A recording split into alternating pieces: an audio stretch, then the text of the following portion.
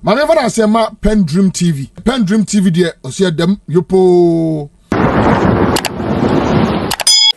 But are they justified? If they are justified, why are those reasons? Well, helping us in the studio, I have Beatrice. And I'm it's been a while I've seen her though, but no problem. Beatrice, you're looking beautiful. Thank you. And glowing Rolland. As well. Thank you. I'm just wearing bright colors, but right. Don't exaggerate it. Right, right. And then Dr. Joshua Jebuntie Zaato is the Sisala East man. He's also a lecturer with the University of Ghana. Indeed, has contested as the NPP parliamentary candidate at the time. But Chinya, is it Chinya Isahaku? Chinya Isahaku? He won subsequently as well. But Dr. Jebuntie Zaato is a regular on Wednesdays as well as sometimes on Key Points. Good morning. Thank you for joining us. How are you? Good morning, Rolland. Great. Nice to be here. Great. And then, of course, the president and then also chair for the Common Sense family of Ghana. The disappointed NPP man, but with a movement for change. He doesn't like me referring him as that. You say you're having Solomon Wusu, a new party outdoor? Very important. What would that be? Tomorrow morning, 9 o'clock, sharp. Yeah. The new party will be adored. I had promised you. Will be led by Alan Kojo Chairman. It's a political party. Okay. So tomorrow you will be unveiling interim executives. As for the flag bearer, we are yet to get there. But it promises to be full of action. This is a party ready to save this country. Great. If I was leading the 3 News editorial team this morning, will be Alan John Kojo Chairman to lead a new political movement.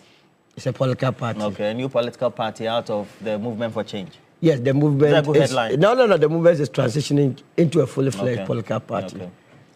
Alan John Kojo Chairman leading a movement for change to transition into a political party. Is that a good headline? That would be a good headline. And I'm sure your editors must pick it up tomorrow, 9 o'clock. 9 o'clock. But we are expecting you there. You're expecting you there. And inviting all progressive-minded journalists to come. Okay, send me an invitation. Of course, officially I'm inviting you. All right, that'll be fine.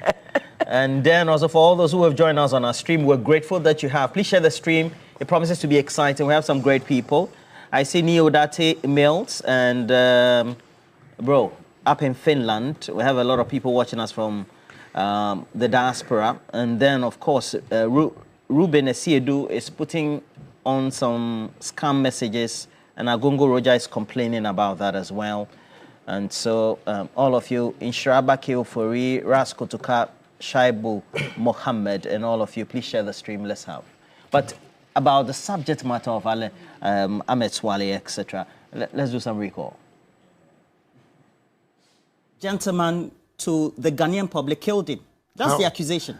See, with all due respect to you, you journalists in this country, about 80%, 90%, you are the people going to destroy this country. How so?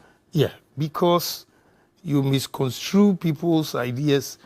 Whatever the person puts out there, the import of what the person puts out there, you never even analyze it. You only take just a second of a statement made out of the whole statement, let's say 8 minutes. You take about 30 seconds. What were you trying to describe in that video? Yeah, and I still maintain it because I will not come here today and tell you that I want to be president and therefore what is the truth, I'll say is not the truth. It is. He's a bad guy, or he was. And let me tell you, if you don't have the evidence, Anas used them. How did he use him? Good.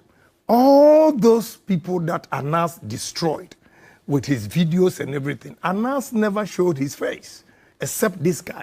This guy was bold to set everybody up. I have a lot of videos. Gentlemen, if you have time and you come to my house, I'll show you all the videos. There's not, with the exception of the Ivorian videos that I have that you see Anas's face after the interview with the Ivorian ministers that he was entrapping. All the entrapment, it was Ahmed Swale who was sitting down with some fake Arabs who were saying that they were from the family of Sheikh Atani. So until a video comes out, you will never know that is Anas. But you know that... One second, Japan. This is called undercover reporting. And undercover reporting, sometimes there are simulations that are undertaken to make sure you test the character of the person. To get the best out of the person, try to make a conclusion in a story. It's not wrong. But you say undercover. It has given you the image that you don't love journalists. I don't care. You discriminate against journalists, even though you employ some. I employ people like you. And how would I say, would you say that I don't like them? Not when you issue threats to them. And how do I issue threats? You think you are the only human being who have blood in you because you're a journalist? I'm afraid I don't believe in that. Because this man, if you know the number of people that have been killed, if you know the number of people that have lost their jobs, we have to be fair to all those families that Anas and Ameswale set them up. You see, you didn't let me finish. It was Ameswale, you are talking about undercover. Yes, undercover. Undercover. Undercover. So why didn't he, Ameswale, also cover himself? Because he it's was undercover. there. No, you are saying undercover, but Ameswale was there physically. Call Kwesi Nyantechi, he will tell you. Call Edubuahin, he will tell you. Call these ministers. So why did you expose a gentleman to the Ghanaian public? Ultimately, the accusation is that it got him killed. How did he get him killed?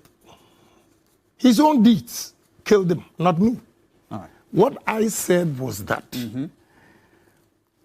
the first video I showed, you see why I have a problem with some journalists and you think I don't have it. There are a series of videos. You've taken only this one. The first one, when I mentioned Ameswale, my workers came to me, oh, Honorable, you don't know this guy. This guy has been here for school fees. You gave him 1,500 cedis to go and pay his school fees. And I said, I don't know him. So they said, oh, he has been coming here all the time. So the first video, then I said, this guy is a bad guy. If he comes here, beat him up. Subsequently, he was killed. And the main suspect has now been discharged. That's the latest. Now, we'll tell you what the court said and the position.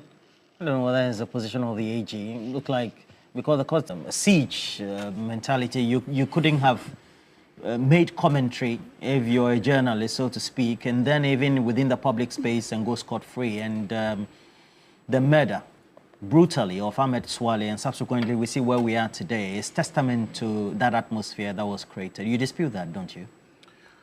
Good morning to you. This morning I want to extend my deepest condolences to the family of Ahmed Swale and to his colleagues and the people that care a lot about him. He's dead. The Muslims say that they will have to wish him Jannah to his fathers. And I hope I've pronounced it very well. May his soul rest in perfect peace. Now, before I delve into the specific Ahmed Swale case, You have a question? it's important to address some of the issues that have come up because they are important. Like what? They're important here. What we've just heard from Honorable Beatrice here is hypocrisy on steroids. What we've just heard is this early morning Hypocrisy is on steroids? on steroids. Hypocrisy pro max. Look, the NDC has been in power for just 10 months. One, Abronye DC is a Ghanaian. Say whether you like him or not. This man was put in prison just 10 months. Do you think today, if you ask Abronye DC, he will tell you that everything in this country is honky-doky, press-free? Do you think he will say that? Is it Abronye? This is Abronye. Is it Abronye who was queried by the NPP because of what he said? Abronye was put in police cells for a misdemeanor. I'm not a lawyer, she is. For the misdemeanor, this man spent his life. Good look, people, almost every Ghanaian you know came out to appeal against why he was being kept for that. You think today, if you ask Abroja, he will tell you that this whole country is just honky-ponky press freedom. Joy FM came out with to do a documentary. It was called Dear John. Dear John Mahama.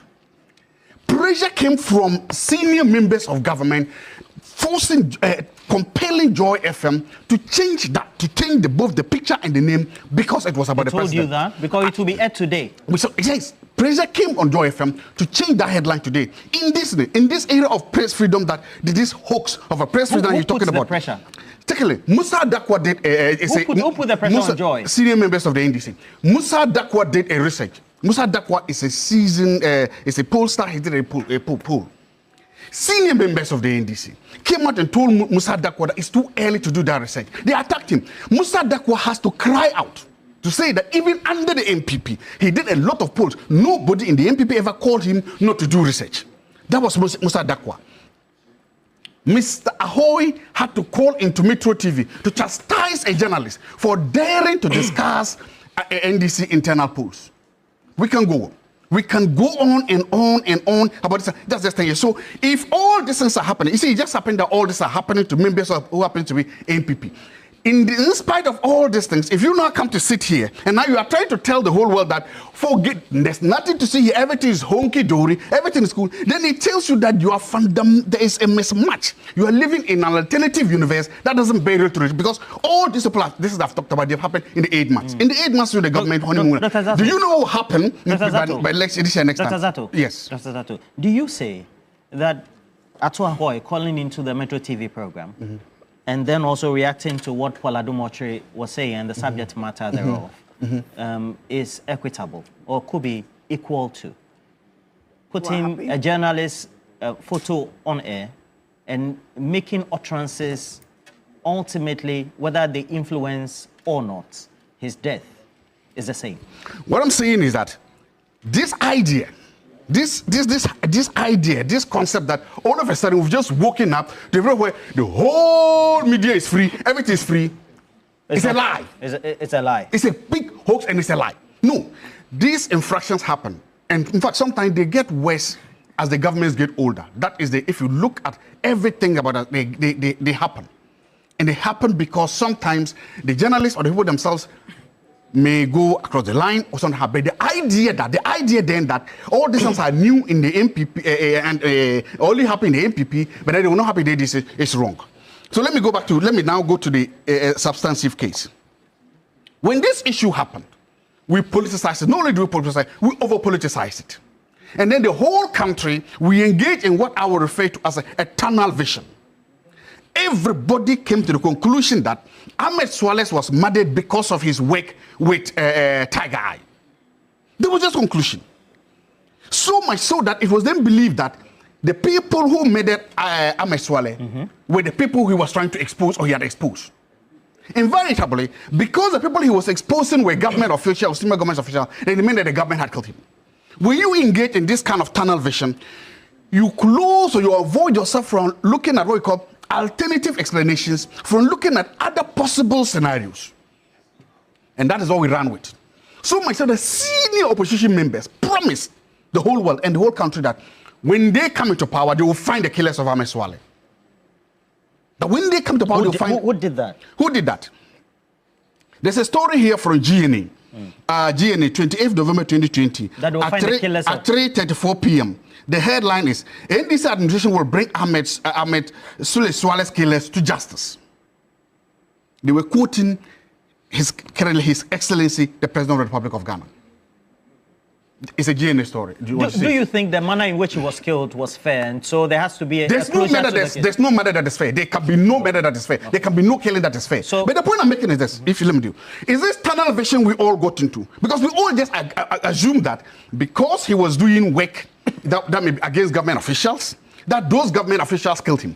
And because those government officials killed him, those same government officials could not, or the state could not be depended upon to bring his killers to justice. So, the only way he can get justice is if the government is out of power and a new administration comes, then that new administration, because the government just came to power. Yes, they just came to, again, that's the point I'm making. Okay. Now you came to power, you now review the evidence, you took the gas cost, and the gas is so much question then is that. So, in relation to that, and then also trying to justify or not whether there was a culture of silence. I've not tried to justify anything. Okay. The Press Freedom Index is a good indicator. Yes, it is. And by 2022, we had dropped sharply. 2022? Yeah. To 60 to 66. Yes. Subsequently, even by 22, so to speak. Yes. and that had been a concern for everybody else. You don't think that's a concern? It's a concern. I'm not saying it's not concern. Because you're a political scientist. Yes, right? I've just told you. I'm not saying it's not a concern. I've told you. I've explained. So what are you saying?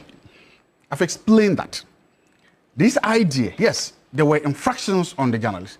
There were some media freedoms rights were trampled upon. I've agreed. I'm not saying that did not happen. Okay, so you do agree. I do agree. I do agree that it happened. You do agree there's a correlation between the index falling sharply or us doing poorly as a country, and then also Ahmed Swale's murder amid other infractions committed against you? No. I have no evidence to draw that correlation at all. Okay. Absolutely not. But the point I'm making is that it happened, yes. I'm not saying that the media was perfect, everything was, no, the way first happened. But the point I'm now making is that we are seeing similar things right now, this early in the administration. 10 months into the administration, we are seeing similar things. And I'm telling you that to the extent of even trying to gag a pollster, an academic, to the extent of telling a whole media house that don't publish the story that you want to publish. I am saying that this is early days yet. But you are seeing the ugly head of this thing rearing up. So if you then sit down, and in fact, a fair analysis would be to say that, look, we've seen it has happened before, and we are beginning to see signs of it. As a country, collectively, we have a duty and a responsibility to make sure that it doesn't happen, to make sure that the press freedom index rises and improves, to make sure that we've got a right to do that. But if the impression you are trying to create is that it was bad here, but all of a sudden, just because of the change is saying something magical has happened, all of it just that's not true, that's not fair, and that's hypocritical. Okay. The point here, the final what I want to say is that, look, we need to move away from this tunnel vision approach of just thinking that political opponents or enemies had a hand in this guy's murder. We need to move away from that.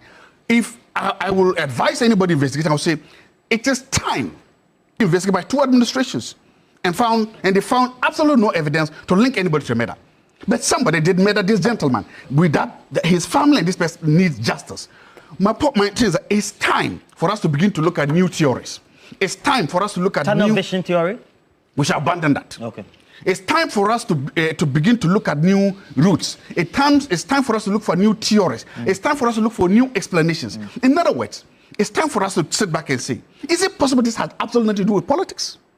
Is it possible this has absolutely nothing to do with the work he was doing? Right. Is it possible that there are other explanations? Unless or until we do that, if we continue this rat hole that we have in, 2 administrations have now cleared us certain, we will never bring justice to the man. But his family demands justice, he deserves justice, and the laws of natural justice demand that as a country, as a state, we bring those who killed this young man to justice. We can only do that if we take the political shackles out of our eyes and begin to treat this as any other crime and then allow the police, the investigators, the free hand to do it. Because see, if we keep doubling this as a criminal, as a criminal thing, then we are forcing the police to fill the narrative. If we create this narrative, then all we are simply telling them that fill the gaps in the narrative. That is just a normal crime. Exactly. So we should just let them treat as a normal murder, as a normal crime. Then they are free to explore all the theories and bring their killers to justice. And it's thank you. Because wouldn't you say that TUC is only being consistent? This morning, I really celebrate Beatrice Anna's, what's the name? Selective amnesia.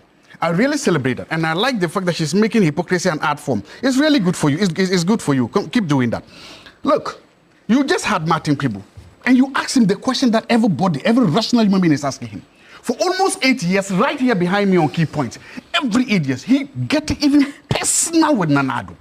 Saying things, some of the things that you cannot print. Never seen anything good about it. For 8 years. Today, you are saying here there was no press freedom. That was my test. And I'm happy you called him out on that hypocrisy. How can you sitting here, make it an art, make it a job, make it a profession to sit down here and run down a government like that for 8 years, and then you say that there was no press freedom? I like that. We were in this country when the National Communications Officer of the NDC led a movement, led people, and he was singing. Kunana do maya radi kunana maya or say or mano or say or mano. We were here. The same person was singing kuna kud baumia maya radi ku baumia maya. You have a national communication officer calling, invoking God to kill the sitting president, to kill the sitting vice president. What is the reward? He's made the CEO of Gold Board today, and you are saying there was no press freedom. What exposes? So, look, you sit down here and you look at this, and then you begin to understand how difficult your job is. To begin to now tell us that despite all this, despite calling for the death, There were things that people asked for. People were praying, asking for. Dr. Baumia was sick, went out for treatment. People almost asked for his death. Senior government officials were sick, went for treatment. People were celebrating, salivating, hoping and praying openly for them to die. They never died. And then today you had the affronted to come and sit there and say there was no press freedom. The press was gagged. When all this happened, what did happen? Simple, small. All Obama Pokose did was repost a picture. Repost something that everybody, a picture, a video that has been in circulation for almost 3-4 years. All he did was repost it. He was picked up. All Abronya said was that he criticized the Inspector General of Police. Abronya was picked up. The whole country came together. But Abronya himself has been punished, or is going to go through a punishment procedure by the NPP. Can I go ahead? So the point. So his actions clearly were wrong. Today, as I'm sitting here, what I'm saying is that I like it, and I like the fact that we are going on this tangent, and I like the fact that we are kind of bit to sit here and then try to claim that there's something changed. It's wrong. Anybody who is saying that who is been has an agenda, has a vindictive agenda, and you can go ahead. I have no problem with that. But don't sit down here and try to make it look like everything is honey, everything is honky dory just because it's a change of government. Because we have seen that. We have seen the oppression, we've seen the suppression, we've seen people picked up at night, we've seen common people that I never knew, people that I never heard of, picked up, knocked down, picked up middle of the night, their families crying where they are on the front. I just mentioned Obama Pokwase. Was he not? Didn't they knock down, pick him up? Did they read him his fundamental human rights? How long did it take before he got a lawyer? Is that so? He doesn't have human rights. He's not a human being because his NPP doesn't have human rights. No.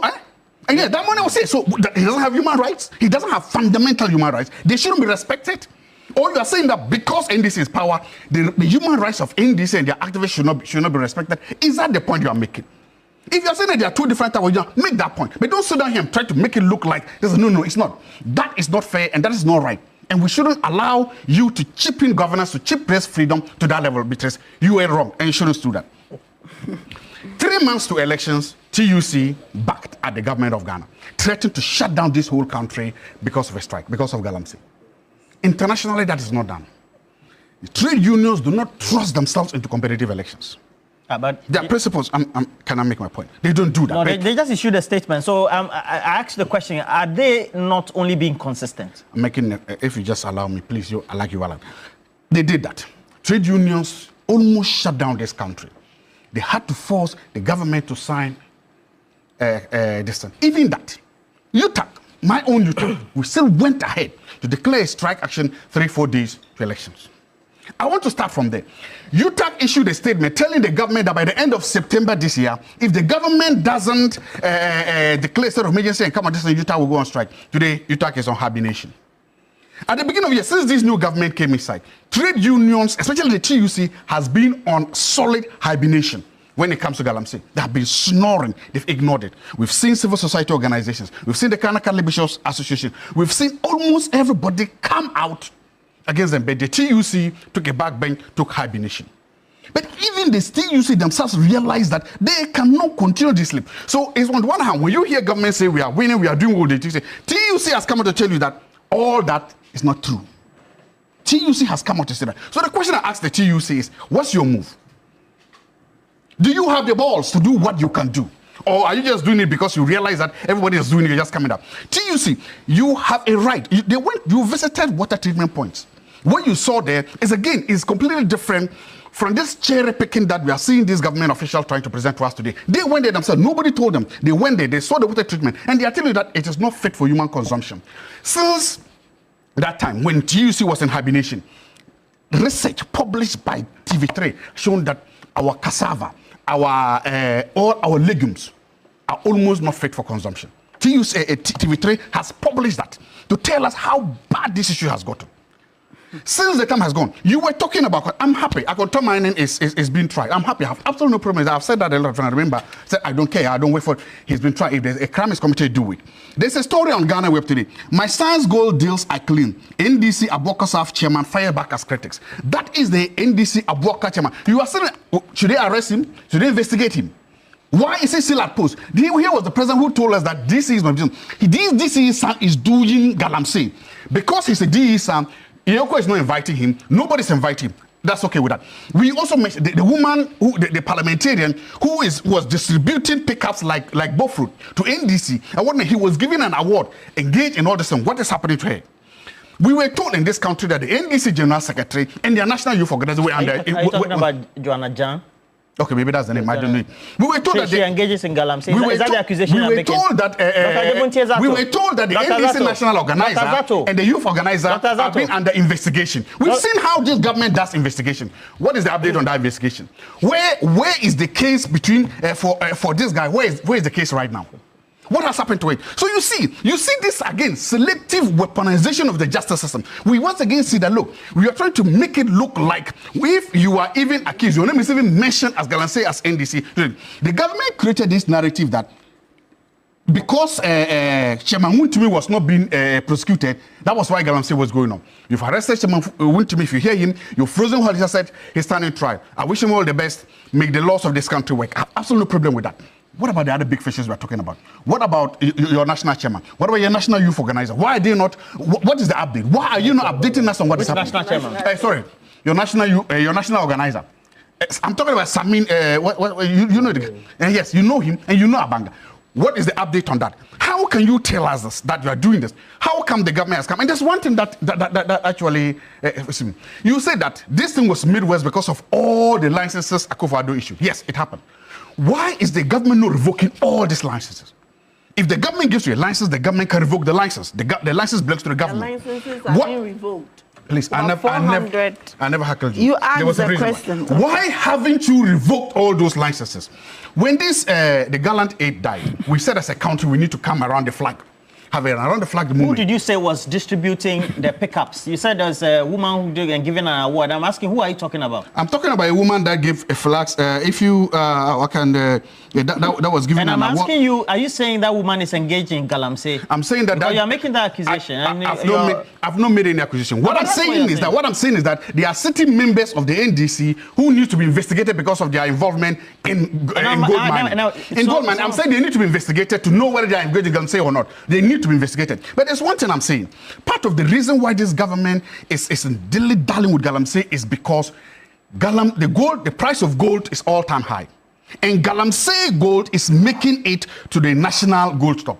And we are getting a lot of money from gold. So if you look at it invariably, the government of Ghana is funding Galamsey because the government of Ghana is buying part of the gold the government is buying is coming from. What do you make of the argument? PENDREAM TV. Now, so far so good. Say open online portal e Ghana. Nipa share, nipa follow, nipa comment here. To my best of knowledge, without any biases, PENDREAM TV.